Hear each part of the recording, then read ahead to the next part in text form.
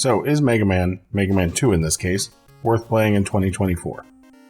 Yes. It's not quite the same level of yes that I gave Super Metroid or Chrono Trigger recently, but yeah, it was a good time. Before I get started though, I will answer the obvious question, why Mega Man 2? So while this is the first Mega Man game I've completed, the reason I decided to choose Mega Man 2 was actually because after doing some reading and browsing a few threads, the most common answer to the question, where should I start, was either Mega Man 2 or Mega Man X. I will probably go back and try Mega Man 1 at some point, and I will definitely be trying some of the others. But overall, I feel like Mega Man 2 is a fairly decent starting point, at least based on my limited time with the series. Okay, so why is Mega Man 2 worth playing in 2024? Mega Man 2, or I should say the Mega Man series in general, is a fairly unique experience. You have the freedom to tackle the levels and bosses in any order. Each boss rewards a special weapon that can help you with conquering the other levels, with some of those special weapons essentially being the kryptonite for some of the bosses. You can absolutely do those bosses without the special weapons, but you will have a much easier time with some of them if you have a particular special weapon. I really enjoyed this, at least once I realized how important those special weapons could be.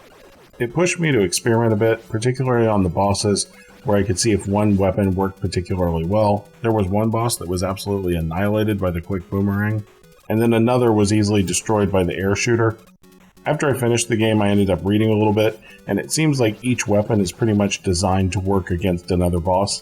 These special weapons were also very distinct.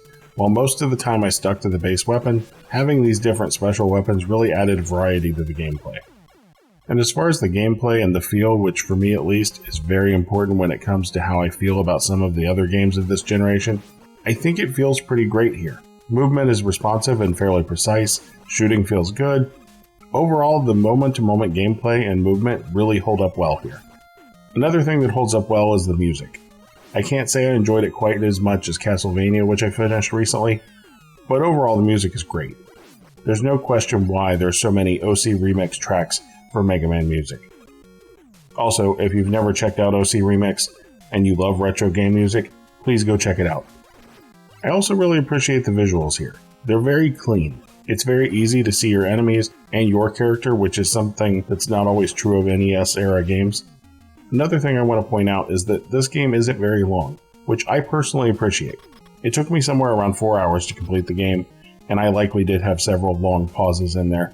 So it's definitely something you could fit in between games as a palate cleanser of sorts if you wanted to. So with that, what didn't I like about the game?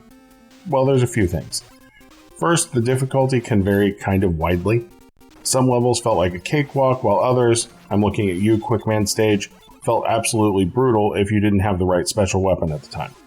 I know the design goal here is that you'll give up and go do some of the bosses to collect other special weapons, but that just isn't the way some of us are wired. Once the challenge is in front of you, you want to defeat that challenge, because you know it's possible even if it is difficult.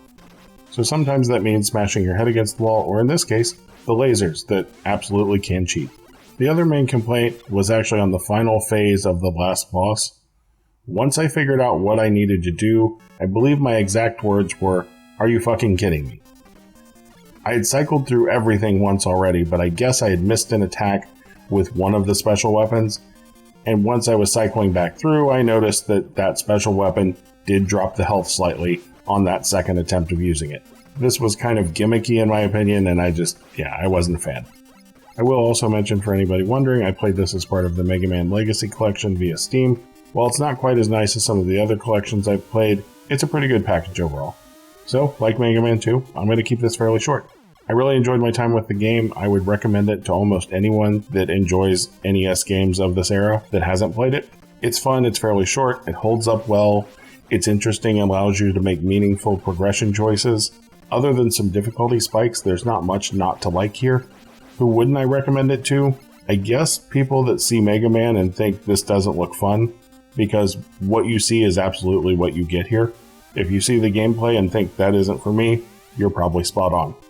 So I'm currently playing through Dredge, but before I get that video out, there will probably be a video on Max Payne, which unfortunately is going to be a much longer video. A much, much longer video. After that, I should have a video on Dredge out. If you liked the video, maybe click the like button. It'll actually help balance out all of the terrible things that you've done. If you haven't done terrible things, it'll help keep your streak alive of being a wonderful human being.